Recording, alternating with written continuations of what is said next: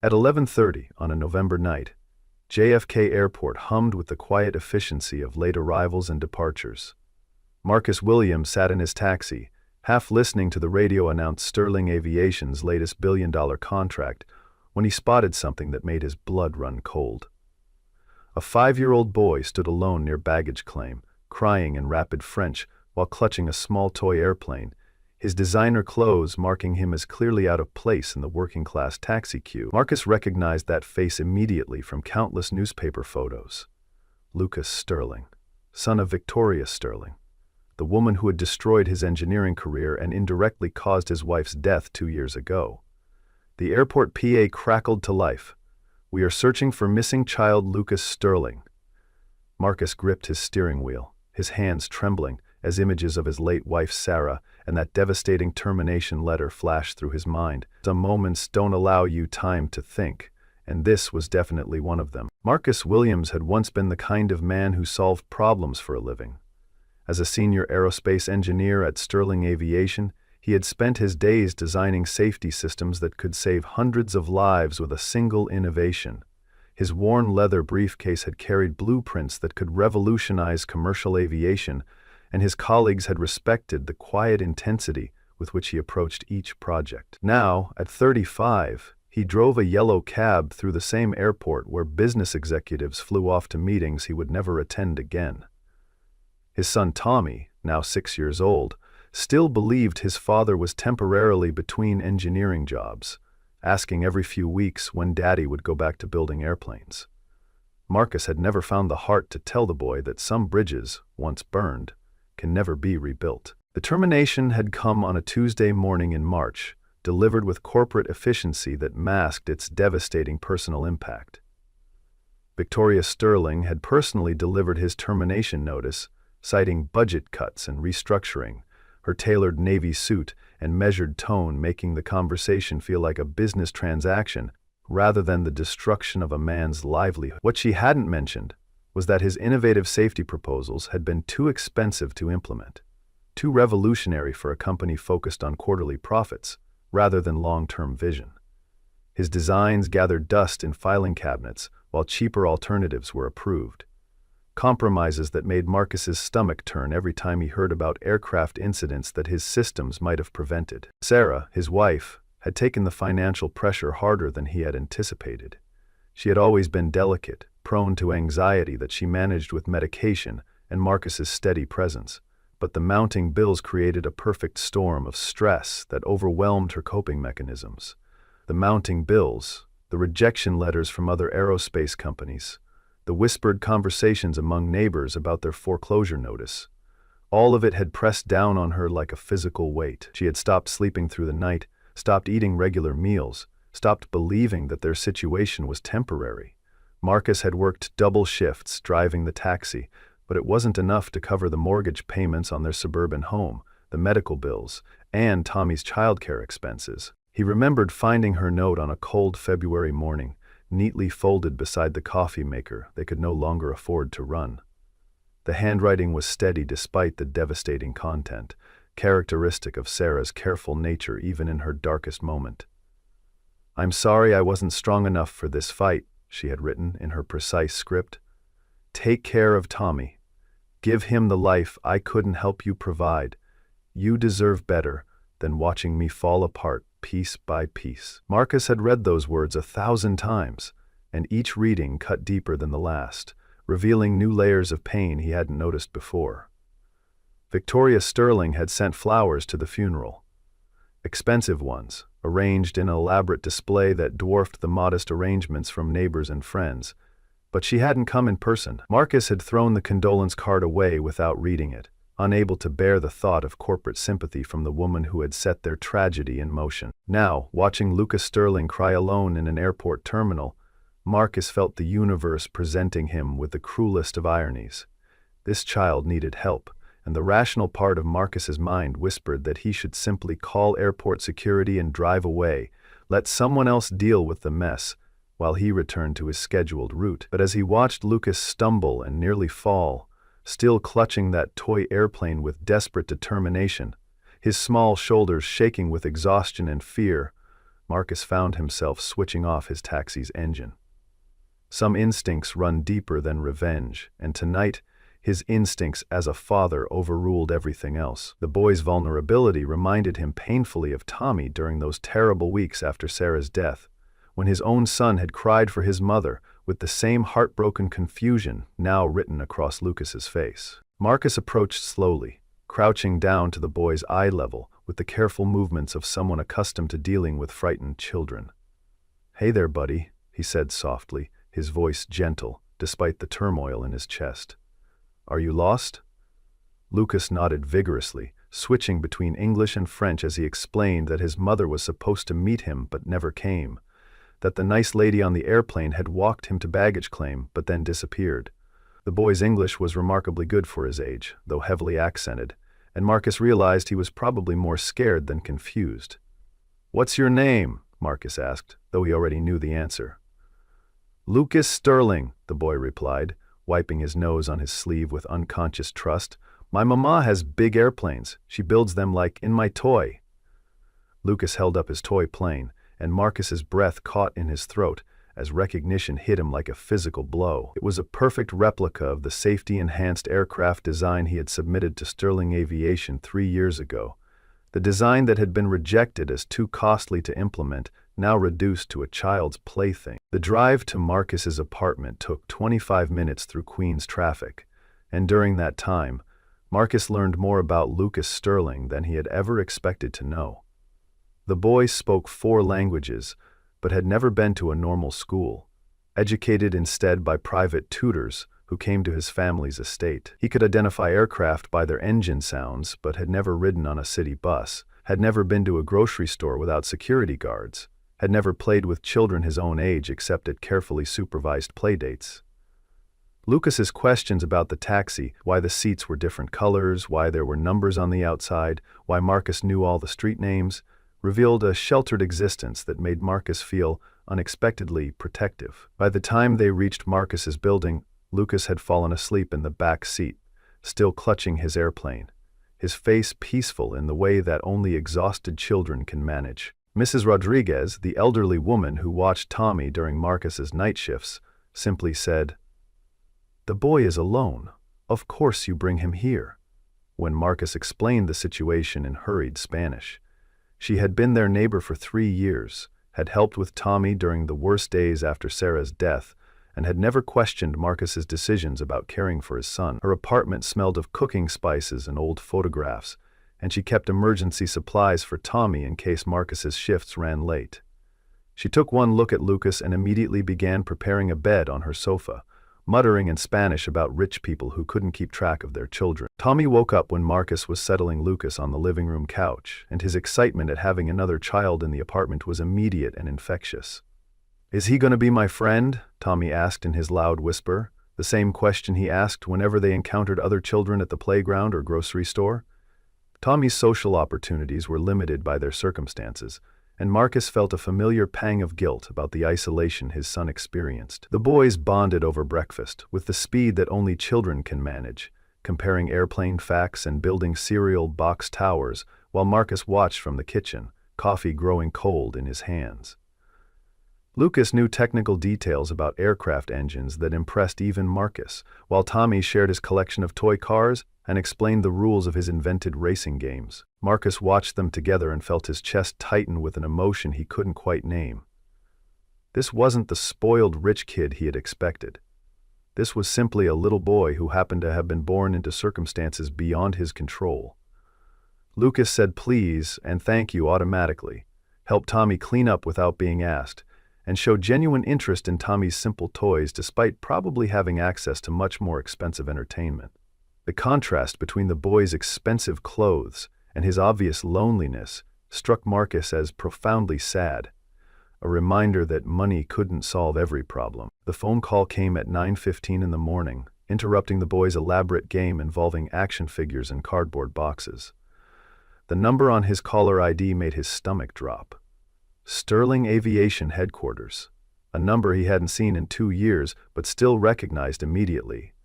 "Marcus Williams speaking," he answered, his voice carefully neutral despite the way his hands had started shaking. There was a pause, the sound of someone taking a deep breath, and then Victoria Sterling's voice said, "Mr. Williams, this is Victoria Sterling. I believe you have my son."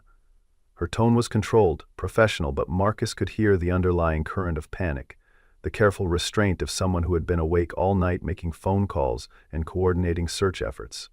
"Yes," Marcus said simply, offering no additional information, no reassurance, no explanation. "Is safe," he added after a moment, because despite everything he wasn't cruel enough to let a mother worry unnecessarily. Another pause, longer this time, filled with the weight of their shared history. "I'm coming to get him," she said finally. And Marcus heard the sound of car keys, the urgency of someone already moving toward the door. Victoria Sterling arrived exactly 18 minutes later, which meant she had driven significantly faster than legal speed limits allowed. Marcus recognized her immediately, despite the casual jeans and sweater that replaced her usual business attire. Despite the lack of makeup and the way her hair fell loose around her shoulders instead of being pulled back in its characteristic professional style, she looked younger than in corporate photographs, more vulnerable and far more frightened than he had ever seen her. She stood in his doorway for a moment, taking in the modest apartment with its mismatched furniture and children's toys scattered across the living room, her eyes scanning for signs of her son. "Lucas," she called softly, her voice breaking slightly on his name. And the boy looked up from where he was showing Tommy how to fold paper airplanes, with instant recognition and genuine joy. He ran to her immediately, his small arms wrapping around her legs, and she knelt down to embrace him with an intensity that spoke of real love rather than mere relief. "Thank you," Victoria said to Marcus, straightening up while keeping one hand protectively on Lucas's shoulder, her other hand smoothing his hair with unconscious maternal gestures. "I can't tell you how grateful I am. When security called to say he was missing from the arrival gate, I thought—" She stopped herself, apparently unwilling to voice her worst fears in front of the children. Marcus nodded, but didn't respond immediately, studying her face for signs of the cold corporate executive who had destroyed his life. Instead, he saw a woman who looked like she hadn't slept all night, whose expensive clothes couldn't hide the fact that she had been genuinely terrified about her child's safety. Lucas was chattering excitedly about Tommy and airplane models and the cereal box towers they had built, oblivious to the tension between the two adults, his rapid-fire storytelling punctuated by gestures and sound effects. The conversation they needed to have hung in the air between them, unspoken but impossible to ignore. Marcus could feel the weight of unresolved anger and grief pressing against his chest, while Victoria's eyes kept darting between her son and Marcus's face, as if she were trying to solve a puzzle with missing pieces. Lucas solved the immediate problem by asking innocently, "Mama, can Tommy come to our house sometime? Marcus said he builds real airplanes like you do, and Tommy has never seen a swimming pool." Victoria's face went pale, and Marcus saw the exact moment when she realized that Lucas had been talking about airplanes with someone who actually understood aircraft design, someone whose name might be familiar for reasons she was only beginning to remember. "Maybe we should talk," Victoria said quietly, her voice barely audible above the children's continuing chatter. They stepped onto the small balcony attached to his living room, the November air cold enough to make their breath visible. Victoria closed the sliding door behind them and turned to face Marcus directly, her hands shoved deep into her coat pockets. "I remember you," she said without preamble, her voice steady despite the obvious discomfort of the situation. "I remember everything about that day. The termination meeting, your proposals, the way you looked when I delivered the news." Marcus felt his jaw tighten involuntarily, muscle memory responding to the mention of that devastating conversation. "Do you?" he asked, his voice carrying 2 years of accumulated bitterness. "Because I remember believing that my work mattered, right up until the moment you told me it didn't. I remember thinking that someone who understood aviation safety would recognize innovation when they saw it." Victoria flinched as if he had struck her physically, her composed facade cracking slightly. "It wasn't personal," she said. But her voice lacked conviction, and they both knew the words were inadequate. The story came out in pieces, measured and controlled, despite the emotion behind each word. Marcus told her about the financial pressure, about Sarah's depression, about the mounting bills that had felt like walls closing in around their small family. He told her about finding Sarah's note and planning a funeral he couldn't afford, about explaining to a 4-year-old boy why his mother wasn't coming home anymore. He told her about the months of job rejections, about the way other aerospace companies had treated him like damaged goods, about the slow realization that his career in aviation was over. Victoria listened without interrupting, her face growing progressively paler as the full scope of the consequences became clear. When he finished, she was quiet for a long moment, staring out at the city skyline. "I didn't know," she whispered finally, her voice barely audible. "I swear to you, I didn't know about your wife." "Would it have mattered?" Marcus asked quietly, the question that had haunted him for 2 years finally spoken aloud. "If you had known, would it have changed your decision? Would you have kept me on, implemented my safety proposals, done anything differently?" Victoria was quiet for a long moment, her breath creating small clouds in the cold air. "I don't know," she admitted finally, her honesty surprising him. "I want to say yes, but I honestly don't know. I was different then. I thought business was just business, that personal consequences were separate from corporate decisions.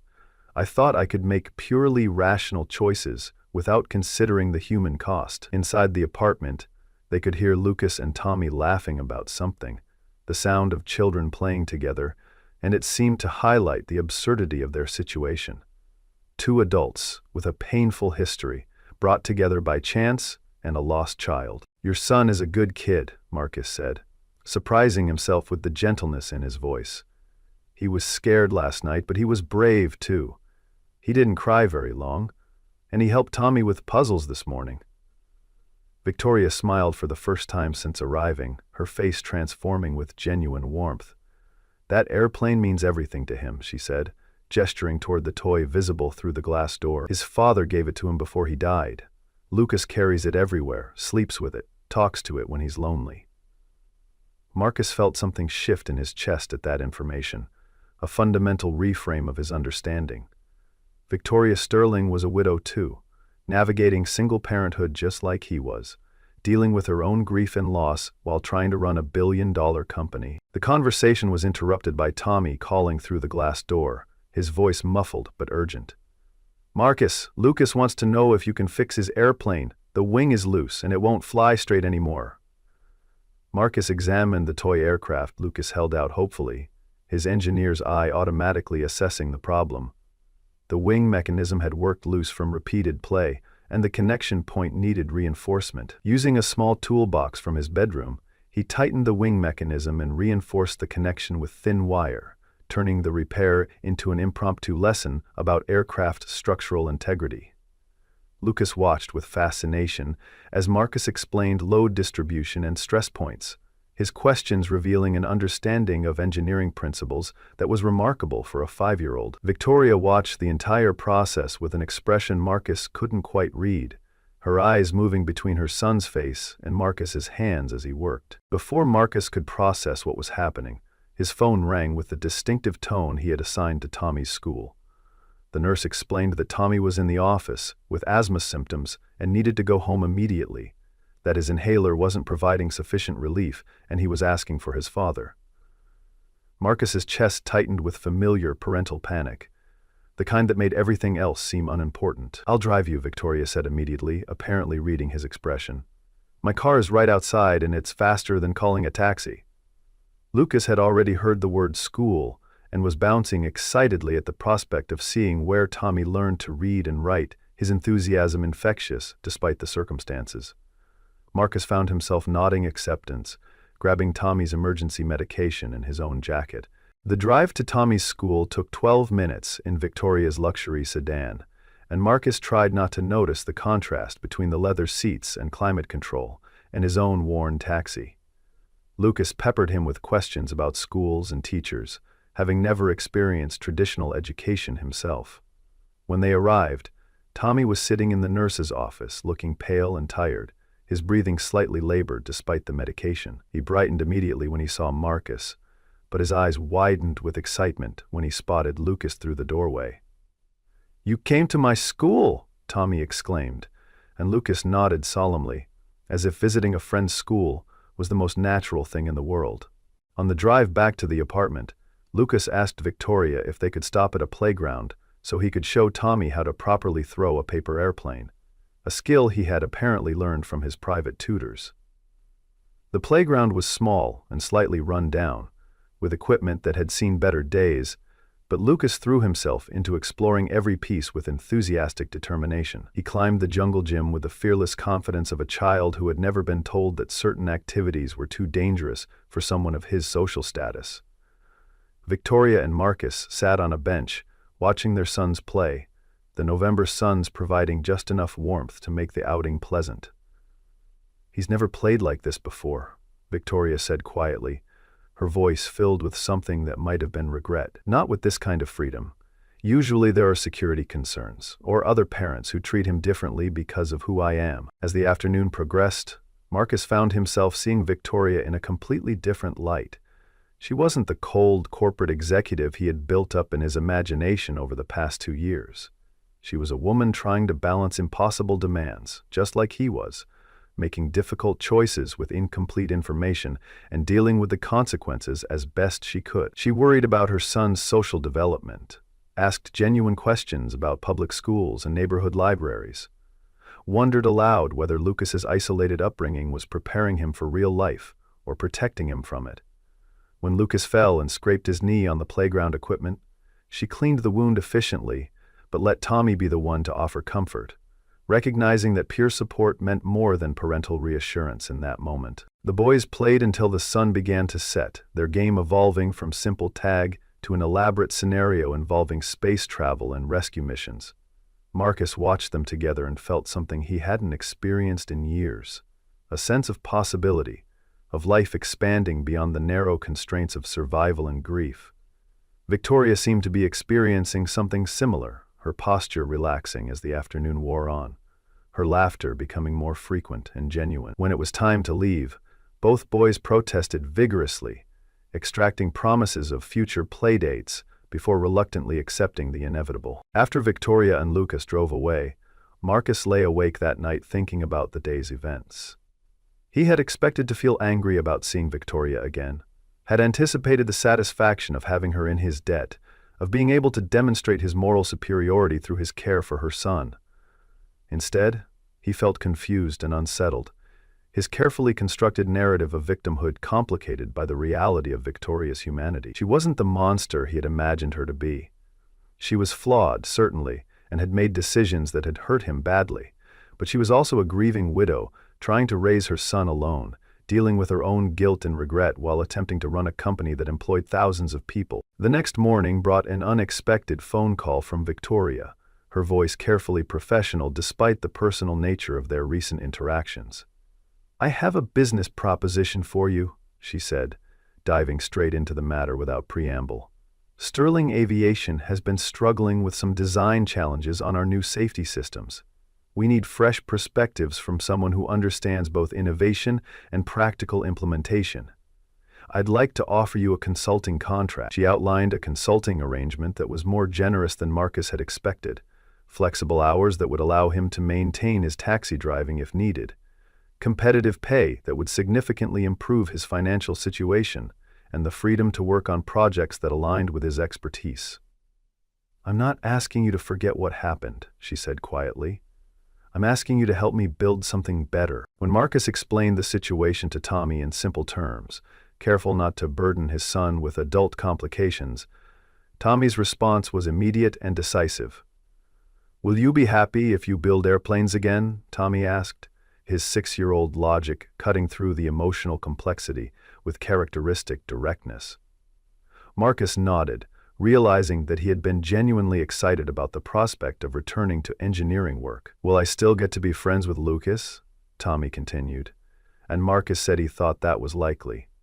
"Then you should do it," Tommy concluded with the confidence of someone who had never doubted his father's judgment. "Mama always said you should do things that make you happy if they don't hurt anybody else." Marcus called Victoria back that afternoon and accepted the consulting position, surprised by the relief he felt at making the decision.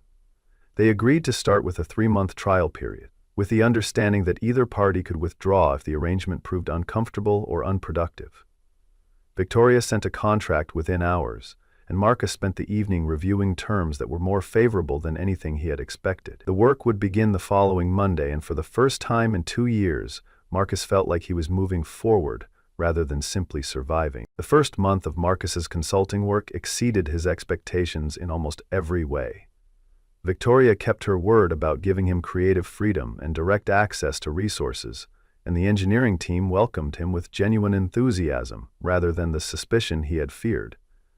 His first project involved reviewing safety protocols for a new passenger aircraft design, and he found himself working with cutting-edge technology that made his previous work seem primitive by comparison. Victoria treated him as an equal collaborator rather than a subordinate, seeking his input on major decisions and defending his recommendations when other executives questioned the cost of implementation. The boys' friendship flourished alongside their professional collaboration. Lucas and Tommy spent weekends together, alternating between Marcus's modest apartment and Victoria's sprawling house in the suburbs. The contrast between their living situations was stark, but both children seemed to thrive in both environments. Lucas brought an extensive collection of building blocks and educational games to the apartment, while Tommy introduced Lucas to simple pleasures like ice cream trucks and neighborhood cats. Victoria seemed to recognize that despite the expensive furnishings and professional landscaping, her house felt lonely in ways Marcus's small apartment never had. 3 months into the consulting arrangement, Victoria asked Marcus to join her for dinner at an upscale restaurant to discuss making their professional relationship permanent. The setting was elegant but not ostentatious, chosen with careful consideration for both their comfort levels. "I want to offer you a full-time position," she said without preamble, once they had ordered their meals. "Chief of Safety Innovation, reporting directly to me. You'd have your own team, your own budget, and complete autonomy over safety research and development." Marcus felt his pulse quicken at the offer, but he forced himself to consider it carefully rather than responding with immediate enthusiasm. "Why?" he asked, genuinely curious about her motivations. Victoria smiled, looking more relaxed than he had ever seen her, her business attire replaced by a simple dress that made her seem more approachable. "Because I want to build a company that my son can be proud of," she said simply. "A company that prioritizes innovation and safety over short-term profits. I can't do that alone, and I've learned that the best way to attract talented people is to give them meaningful work and the resources to excel at it." She paused, seeming to gather her thoughts. "Also, because I trust you. Trust is rare in business, and I've learned not to take it for granted." The partnership was tested when Marcus discovered a significant safety flaw in Sterling Aviation's older aircraft models, a design defect that could potentially cause catastrophic failure under specific atmospheric conditions. The discovery came during a routine review of maintenance records, and Marcus's analysis revealed that the flaw affected nearly 30% of the company's active fleet. Victoria's response exceeded his expectations, demonstrating a commitment to safety that he had never seen during his previous employment. She immediately grounded the affected aircraft and initiated a comprehensive safety review, despite the fact that the decision would cost millions in lost revenue and require extensive negotiations with airline customers. "This is exactly why I hired you," Victoria told Marcus during the crisis. "I needed someone who would tell me the truth, even when the truth was expensive." 6 months into his new position, Marcus realized he was genuinely happy with his life for the first time since Sarah's death. The work was challenging and meaningful. His relationship with Tommy had strengthened as his own emotional health improved, and he had developed a circle of colleagues who respected his expertise and enjoyed his company. One evening, as they were reviewing safety reports in Victoria's office, she looked up from her paperwork and said quietly, "I've been thinking about us, about what we've built together, both professionally and personally." Marcus felt his chest tighten with nervous anticipation, unsure where the conversation was heading. "I care about you," she continued, her voice barely above a whisper. "More than I probably should, given our history. We've become a family of sorts, the 4 of us." They talked until late that evening, exploring the complexities of their situation with the same careful attention they brought to engineering problems. Marcus acknowledged his growing feelings for Victoria while honoring his grief for Sarah, explaining that love didn't diminish with time, but could expand to include new people and experiences. Victoria accepted responsibility for her role in his suffering, while asserting her right to pursue present happiness, recognizing that guilt and regret were poor foundations for future decisions. They hadn't resolved everything, but they had established a foundation for moving forward together, built on honesty, mutual respect, and shared commitment to their children's well-being. The decision to become romantically involved was made gradually, through small gestures rather than dramatic declarations. They began spending more time together outside work, sharing dinners and weekend activities with both children, slowly building intimacy alongside their professional partnership. Lucas and Tommy were delighted by the increasing closeness between their parents, having apparently hoped for exactly this development from the beginning. Their enthusiasm was infectious, and Marcus found himself imagining a future that included all four of them, a blended family built on love and mutual respect rather than mere convenience. A year after accepting the chief position, Marcus spoke at the International Aerospace Safety Conference about Sterling Aviation's innovative approaches to risk management. The presentation was well received, and several industry leaders approached him afterward to discuss potential collaborations. Victoria attended the conference and listened from the back of the auditorium, her face glowing with pride as Marcus fielded questions from colleagues who clearly respected his expertise. Afterward, she told him how proud she was of his accomplishments, how watching him rebuild his career had been one of the most inspiring experiences of her life. "You've become the kind of man I'm honored to love," she said, and it was the first time either had used the word love explicitly. That evening, they had dinner at the same restaurant where Victoria had originally offered him the full-time position, the circular nature of their journey not lost on either of them. The conversation flowed easily, covering everything from work challenges to the boys' latest adventures, the comfortable intimacy of two people who had learned to trust each other completely. As they were leaving the restaurant, Victoria stopped on the sidewalk and turned to face Marcus directly, her expression serious but not anxious. "I have something I want to ask you," she said, reaching into her purse and pulling out a small velvet box that made Marcus's heart skip a beat. "Marcus Williams, will you marry me?" She opened the box to reveal a simple gold band that was both elegant and practical, chosen with the same careful consideration she brought to all important decisions. Marcus looked at the ring, then at Victoria's face, then thought about Tommy and Lucas and the life they had built together over the past year. The proposal felt both surprising and inevitable, the natural culmination of a journey that had begun with a lost child and a moment of compassion. "Yes," he said simply, his voice steady despite the emotion in his chest, and Victoria's smile was brighter than any corporate achievement had ever made her look. They kissed there on the sidewalk, two people who had found their way to love through loss, forgiveness, and the recognition that sometimes the best things in life come from the most unexpected circumstances. The wedding took place 6 months later in a small ceremony attended by family and close friends, held in the garden of Victoria's house with simple decorations that reflected both their personalities.